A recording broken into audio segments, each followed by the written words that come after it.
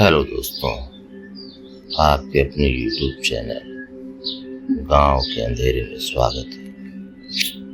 आज आपको मैं एक ऐसी कहानी सुनाने जा रहा हूँ जो इसके पहले न कभी आपने सुनी होगी न इसके बारे में कहीं पढ़ा होगा।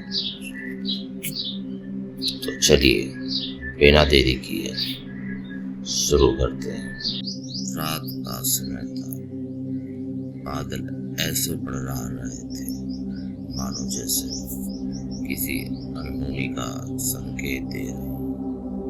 हवा में एक अजीब सी सिसकियां थी और दूर कहीं से कुत्ते की भौंकने की आवाज बार बार सुनने में आ रही थी। अमन और रवि शहर के एक लड़के थे। उनके कॉलेज का एक दोस्त दीपक नाम का उस लोगों को बार बार अपने गांव आने के लिए कह रहा था। उसने गांव की खूबसूरती, वहां की शांति और अपने पुराने घर की बातें इतने प्यार से बताई थी कि दोनों दोस्त उसके साथ जाने से खुद को नहीं रोक पा रहे थे। बस गांव के पास एक छोटा सा जंगल पड़ता था, लेकिन तुम लोग डरना मत, दीपक ने हंसते हुए कहा। दोनों भी हंस पड़े और उन्हें इस बात का जरा सा भी खबर नहीं था। इस जंगल में आना उनके लिए सबसे बड़ी भूल थी। उन्हें क्या पता था कि उनकी जिंदगी खौफनाक सच बन जाएगा।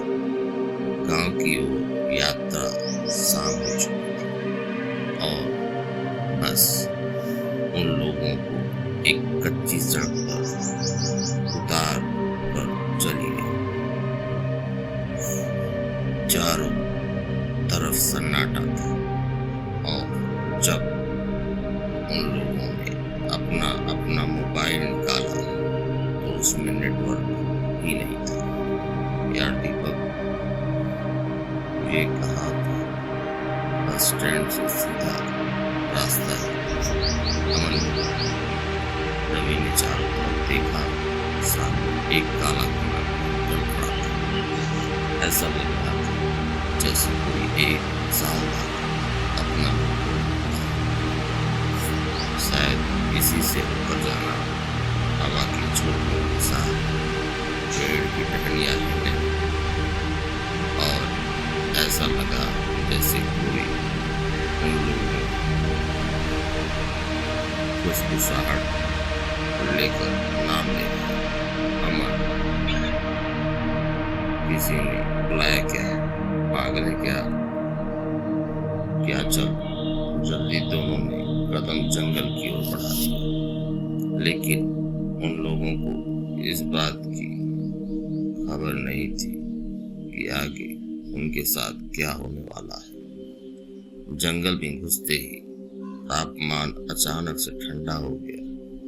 पत्तों पर चलते ही ऐसा लग रहा था मानो जैसे किसी की हड्डियां टूट रही है। अचानक पीछे से पायल की आवाज, छन छन छन। दोनों पलटे। एक औरत सफेद साड़ी में खड़ी थी। उसके लंबे लंबे बाल चेहरों पर लटक रहे थे। भैया, रास्ता भूल गए हो क्या? उसने एकदम धीमी आवाज में कहा। दीपक ने राहत की सांस ली। हाँ दीदी। दीपक ने घर जाने के लिए उस औरत की उंगली के आगे का रास्ता दिखाया। यहाँ से सीधे चले जाओ, लेकिन पीछे मुड़कर मत देखना। दोनों लोग अब आगे बढ़ते रहे, लेकिन मन को कौन शांत रख सकता है। आखिरकार अमन ने पीछे मुड़कर देख लिया। वहां कोई नहीं था, सिर्फ एक पेड़ था। लेकिन तभी उसकी नजर पड़ती पेड़ों की टहनियों से लटकी हुई एक सड़ा हुआ सिर जो उन लोगों को घूर रहा था। अमन चीख पड़ा। छलावे का खेल था। अब हर तरफ अजीब चीजें होने लगी। कभी उन्हें लगता कोई बच्चा रो रहा है, कभी दीपक की आवाज सुनाई देती, अरे इधर आओ। एक बार उन्हें अपनी हमशक्ल सामने खड़ी मुस्कुराती दिखी। रवि घबरा कर बोला, ये जंगल हमारे लिए ठीक नहीं, यहाँ कोई है जो हमें भटका रहा है। तभी सामने दीपक दिखाई देता है। अरे यार, तुम लोग यहाँ हो, मैं कब से ढूंढ रहा हूँ। दोनों उसकी ओर दौड़े, लेकिन अमन अचानक गायब हो गया। दीपक के पैर तले जमीन खिसक गई। दीपक का चेहरा फट गया और फिर उसी सफेद साड़ी वाली औरत का चेहरा सामने आ गया। उसकी आंखें पूरी तरह काली थी, मुंह कान तक फटा था। तुम लोग मेरे जंगल में आ गए। वह हवा में उछली और गायब हो गई। वहां से डर के मारे अब दोनों की हालत खराब हो चुकी। दोनों भागने लगे बिना किसी दिशा के। पेड़ों के पीछे से हाथ निकलते उन्हें पकड़ने की कोशिश की। किसी की हंसी गूंजती, कभी बूढ़ी औरत, कभी छोटी लड़की, कभी किसी अधेड़ उम्र की औरत। अमन को देख अमन का घर दूर टिमटिमाता दिखाई दिया। दोनों भागते हुए वहां पहुंचे। सच का खुलासा दरवाजा खटखटाया। दीपक ने दरवाजा खोला। इस बार सच में, अरे तुम लोग इतने ज्यादा डरे क्यों हो? घर के अंदर आओ। गांव के लोग बैठे हुए थे। एक बूढ़ा आदमी बोला, तुम लोग उस जंगल से होकर आए हो? दोनों ने हाँ में सिर हिलाया। बूढ़ा आदमी कांपते हुए बोला, वहाँ एक डायन रहती है जो किसी का भी रूप ले सकती है। जिसे वो पकड़ लेती है वो किसी के साथ हमेशा के लिए रहती है, जब तक नए लोग ना आ जाएं। अमन और रवि के होश में, लेकिन हम तो बचकर आ गए। तभी दीपक की माँ पानी लेकर आई। अमन ने गिलास लिया और तभी अचानक उसकी नजर रवि पर गई। रवि की परछाई नहीं थी। रवि, तेरी परछाई नजर नहीं आ रही। सभी की नजर रवि पर गई। फिर रवि धीरे धीरे मुस्कुराने लगा। उसकी आंखें काली हो गई, मुंह फट गया। मैं तो तुम्हारे साथ ही थी जंगल में। वो डायन थी, जिंदगी की सबसे खतरनाक रात। घर में चीख गूंज उठी।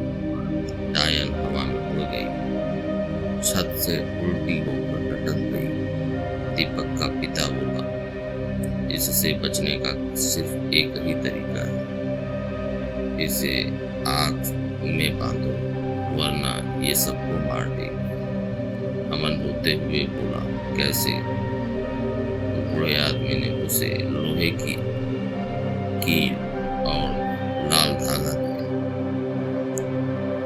इसके असली रूप की छाया जहां कहीं पड़े वहीं इस कील को ठोक देना।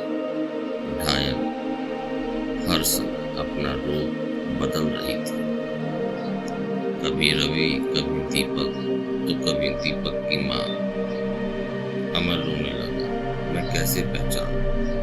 तभी उसे याद आया, जंगल में वो हमेशा उल्टा चलती थी। उसने देखा एक कोने में खड़ी दीपक की माँ, उनके पैर उल्टे थे। अमन दौड़ा और कील जमीन में ठोक दी और डायन जोर जोर से चीखने लगी। उसका शरीर आग में बदलने लगा। तुम बच नहीं पाओ।